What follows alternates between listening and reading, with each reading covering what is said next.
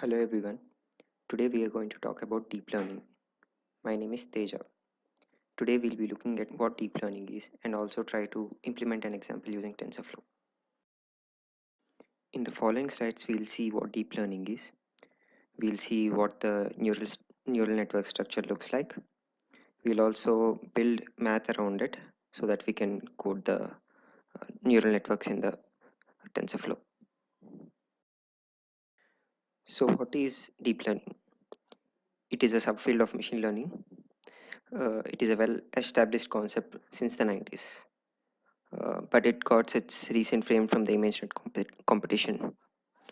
The main reason it's not so popular previously and it's popular now because there is a huge amount of data right now and the processing power of our computers increased drastically. Um, Deep learning techniques require a lot of data. Our classical ML techniques usually fail when there is a lot of data because they have huge computational complexities and they are not very well scalable in terms of data. The main idea comes from how the brains work.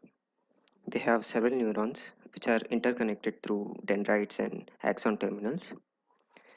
They pass electrical signals from one axon to the other through the dendrites. The neurons process this information and send the appropriate message to the other neuron. Like this, there are several neurons which work together in our brain to make decisions and to identify things in our daily lives.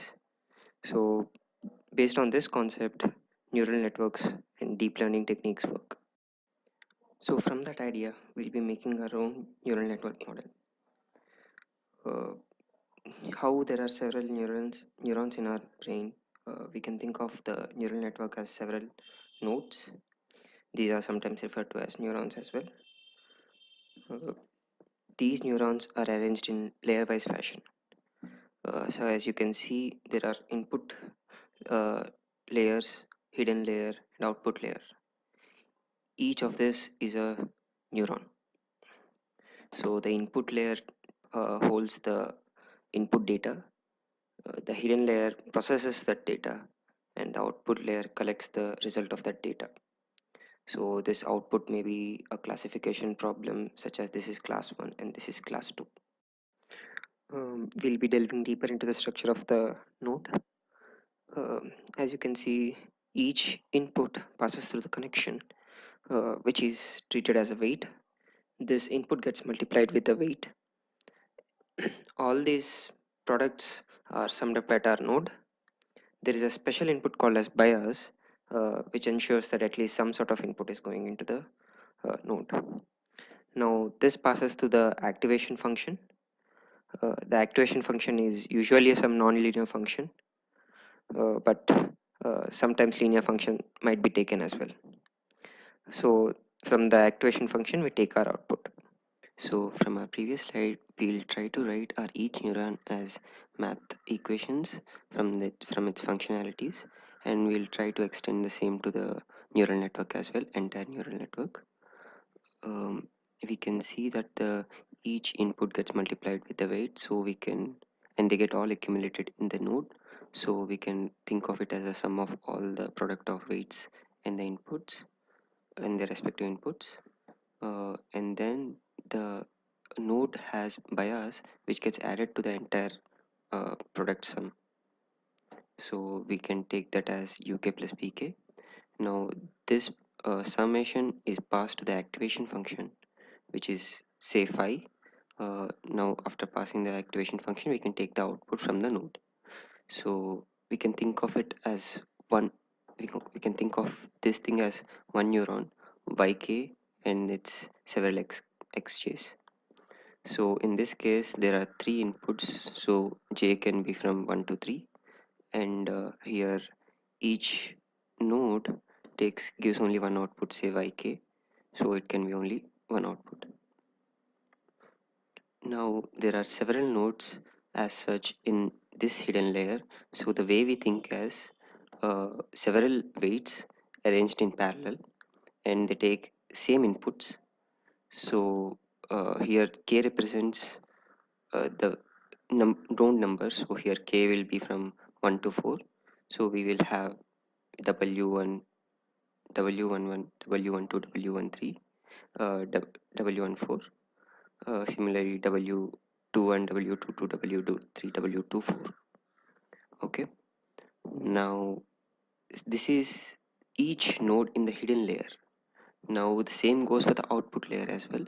We'll take the inputs from the hidden layer as xj's and then compute its respective value at the output node, and we take the actual output. We can add several hidden layers over here, and we can extend the architecture as big as we want. The above few assumptions are powerful enough to build an architecture like this. We'll be trying to build a similar model as our example part. It'll have an input layer, three hidden layers, and an output layer. We'll be using MNIST dataset, which is a digits dataset, handwritten digits dataset. Uh, it's so we can try to classify them using a model which we'll try to build. So when the way the network learns is uh, when you show an example to a network, it tries to predict the correct answer. If it fails, it tries to find what it made mistake. It looks back towards the weights where it went wrong. So what can be changed in the weights and adjust the weights accordingly. After updating the weights, it will again check if the classification is done properly or not. This is done on a large data set. It goes through several data points and tries to uh, predict the correct answer and tries to adjust it weight accordingly. If when the decent accuracy is achieved, it's we can stop the learning process. Before going into the example, we'll see what a relu function is. Relu is one of the candidates for the activation function we have seen previously. It is nothing but max of 0 comma the input. So if you draw a graph, it will be before 0 it's a straight line passing through the x-axis, and it will be y equals to x after the x-axis is positive. While implementing our model, we'll be coming across something called as softmax. Softmax is nothing but when an input vector is of this form, z1, z2, z3, so on till zk. Uh, if we apply the softmax function at each index of the vector, it will perform this operation. It exponentiates the value at that place by sum of all the exponentiations of the vector. So it will look something like this. Now for the example part, we have to install TensorFlow. We can do this simply by doing pip3 install TensorFlow from the command line. This keep in mind that this only installs CPU version of the TensorFlow. For installing GPU version of the TensorFlow, you have to go to their website and follow the respective instructions given. Uh, you might also consider having some library for visualizing the data like OpenCV, Python, Matplotlib, Pillow, etc. This is an option, it's not necessary. It's just to see the data and try to understand the data. We will start off importing TensorFlow. TensorFlow provides us with MNIST dataset as an example. So we can directly import a module from TensorFlow which will directly provide the handle for the MNIST dataset.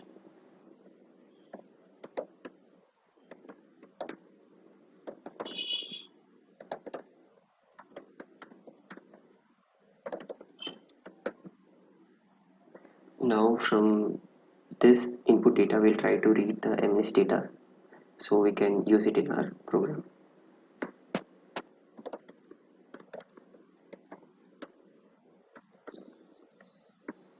Here we will give the path for the data to be stored. This will download the data to the given folder. I'll store it in a data which is in my current directory. And we should also give the way we want to represent the data, that is way we want to represent our output classes, which is one hot,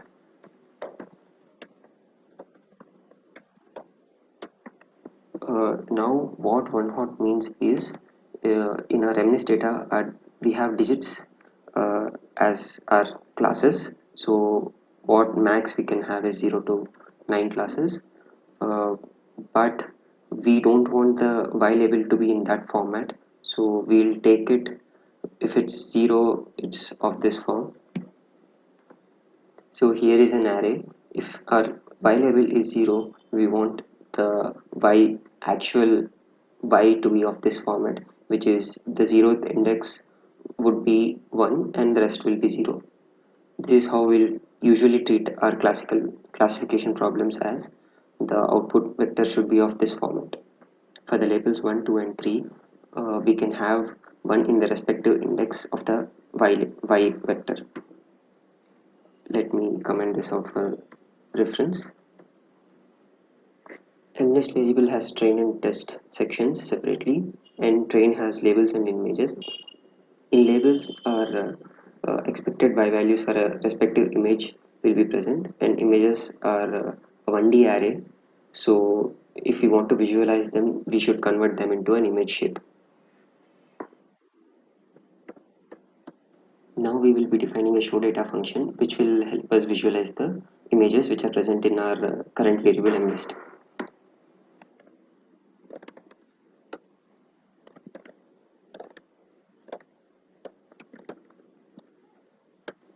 So from MNIST.train, I'm taking 10 images at random.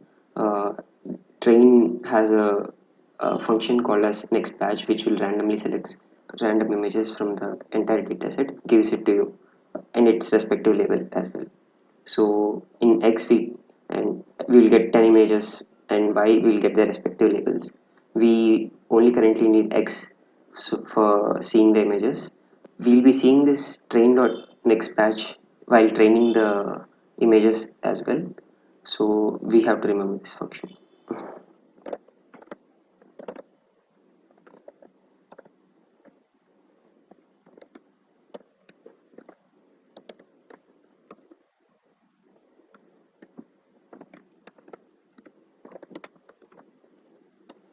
Here I am taking each image in the X, which actually has 10 images, and I'm reshaping them in 28 by 28 by 1 shape so that it's in an image format. Our MNIST dataset has images of 28 by 28 size.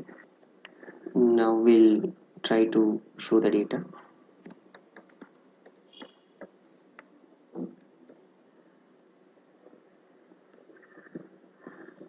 Now you can see that the images are of written in white color and it has a black background. This is how our entire data set is like. We'll comment out this show data. We need not have this show data necessarily. This is just for our reference. So I'll hash this out.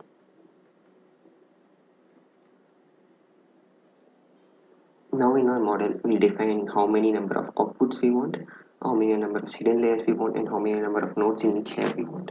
Since our MNIST data has 10 different classes, that is 0 to 9, we'll take output as 10, and we'll try to have 3 hidden layers, and in each hidden layer we'll try to have 500 nodes.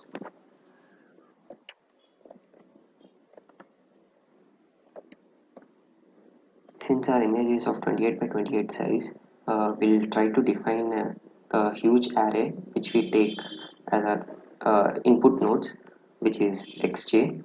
So we'll try to have it as a single array instead of in an image form.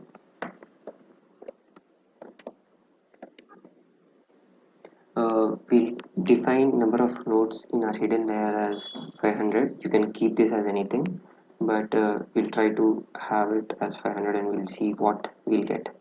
Now I'll define hidden layer 2 and 3 as 500 as well. You can have different values for this, but for this example we'll take it as 500. Now we'll define our input layer. In TensorFlow, the way we define this as is we'll try to define placeholders. We'll define this as a float type. You can give this as int type as well, since the images are of int, but I'm taking care as float. The input shape of our input layer is the number of input nodes. Here none means we can add any number of images at a time so that they'll be lined up, uh, ready to feed into our network.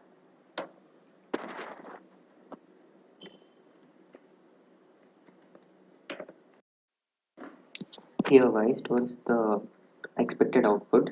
We'll be using this variable to compare our y with the predicted y.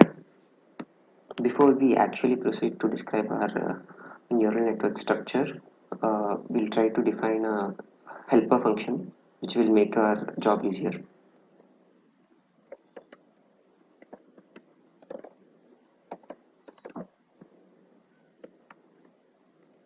In fully connected layer, we'll be using our x, which will be our input, and its shape as input nodes, and output nodes will be the shape we want to give out out of the layer, so that the next layer can accept it.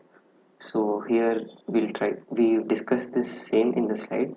We'll be writing this in our programmatical format. Now we'll be initializing our weights. We are defining a matrix which is of input nodes cross output nodes shape. These weights will be initialized randomly since we mentioned t.random normal. Now we will proceed to initialize biases of a layer.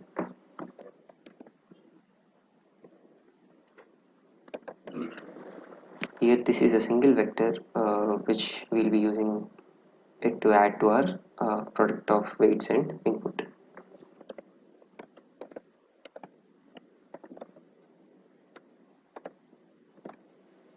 Here we are doing matrix multiplication of x with weights, which will give you a biases shape output. Now we can return this output and the weights we have initialized as well.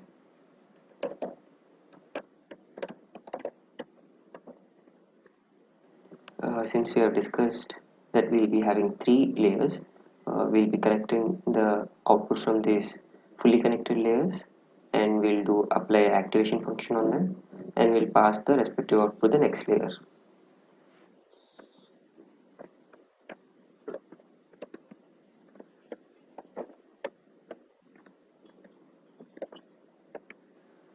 Here ReLU is the same function which we have discussed in the PPT.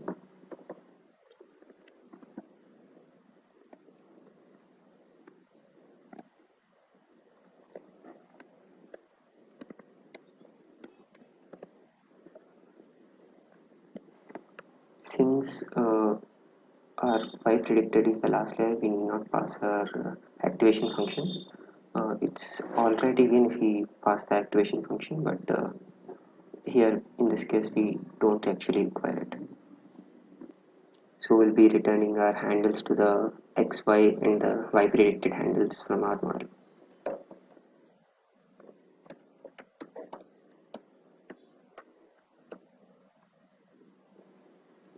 Now we'll be defining a train function. This is actually where our main training will be happening, and we'll be controlling our model and trying to adjust the weights and try to make it learn. In training, we have to cycle through our data several number of times. One cycle through the data is called as an epoch. We can define our epochs initially, and we'll try to use it later in our program. Here I am taking number of epochs as 10. You can take it as any number, but try to keep it less since it will take a long time to compute. Now we can train several examples at a time. This is called as batching. Uh, Here I've taken 128 number of images to be trained at once. So I'm creating a variable where I'll use this later in the training phase. Now I'll collect my handles for x, y and I predicted over here.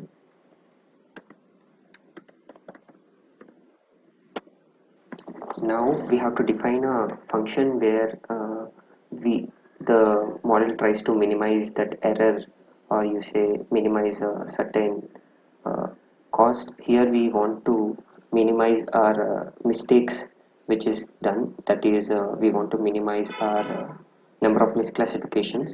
If we have given 1 as our image, it has to classify it to 1. If it has classified it to any other class, it is a mistake, so we have to reduce that. Our output from our right rated are random numbers, so we'll try to apply softmax on it so that they'll be converted into normalized vectors from 0 to 1, and then we'll apply cross entropy on that so that we can get a certain idea of how the misclassification is happening. We'll call this as loss.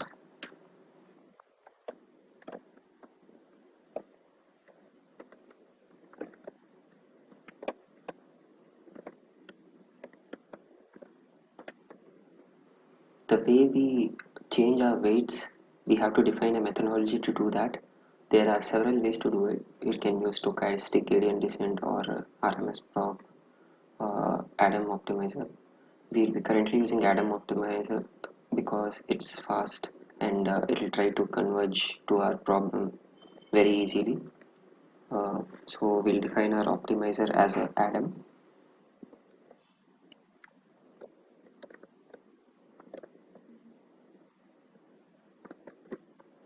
We are telling our optimizer to minimize our loss so that we will have less number of misclassifications.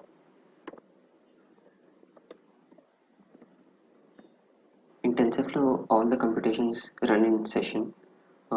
We are defining a session over here and we'll try to use it in our program.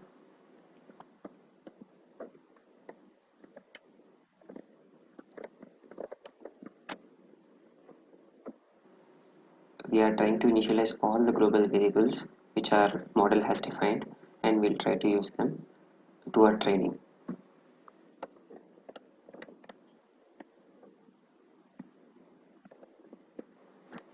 Now we'll go to our each epoch and we'll try to cycle through the each data point. Since we are doing our training as batch wise, we'll try to get a batch of data points from our training samples and we'll try to work with them. So in each epoch we have to do number of examples by batch size times this process. Since we are doing the training batch wise, we'll try to uh, pass in the each batches at a time.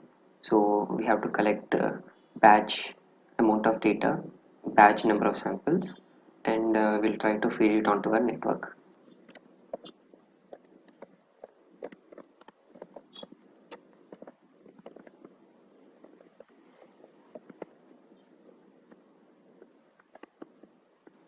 Now since we got our data in X and the labels in Y, we'll pass this to our network and we'll tell this using given optimizer and given loss function, we'll try to reduce the mistakes.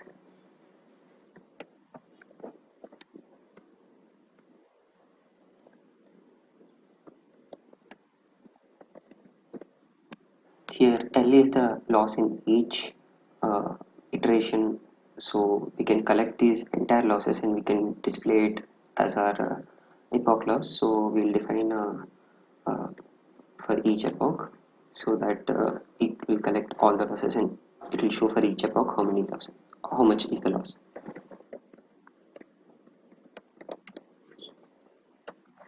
Now we also want to see how accurate our model got in each epoch, so we will write our accuracy function for that.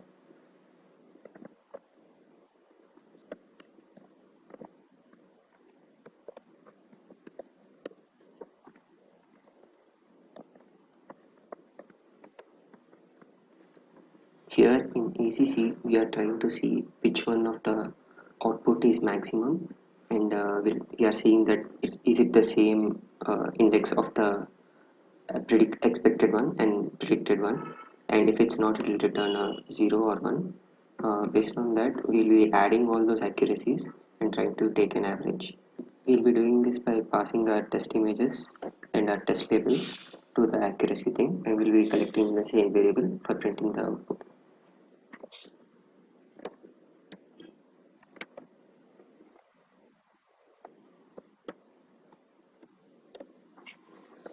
Now that's it. We'll start our training.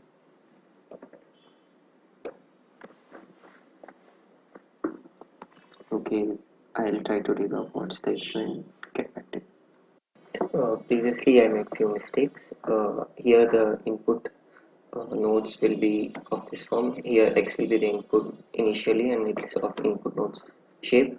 And then we are expecting some num nodes of HL1 shape output. So we have to pass it in this form. Now we will get an output as HL1, and we'll be taking its activation as O1. Now we'll be passing that O1 in the next layer, and it will be of this shape, and your expected shape will be hidden layer 2 shape, and similarly and so on. So finally we'll get our output, and few more mistakes are here. I didn't mention L over here. I mentioned one. That's one mistake. Now we can see that while running in each epoch, we have the loss decreasing gradually, so that we are having a less number of misclassification, and our accuracy kept on increasing. At the end, we got around 94.6% accuracy, around 95. We can tweak our values a little, like batch size, number of epochs, or number of hidden layer nodes, or we can add few more nodes in each layer, or we can create a separate layer itself to get a better result. uh, Now if we want to reload this model, we had since we had to wait so long for training this model, we don't want to retrain it and always keep on retraining it before using it. So we'll add some few more lines of code in order to make it reusable. Now I added a saver function which takes in these weights and biases and saves them. I'm taking this handle and passing it to the train part. Here in train, I'm trying to save the weights in models slash model.ckpt. Now if I already ran a program once, now after 10 epochs I want to run one more epoch. I just need to change it to one epoch and then try to load it.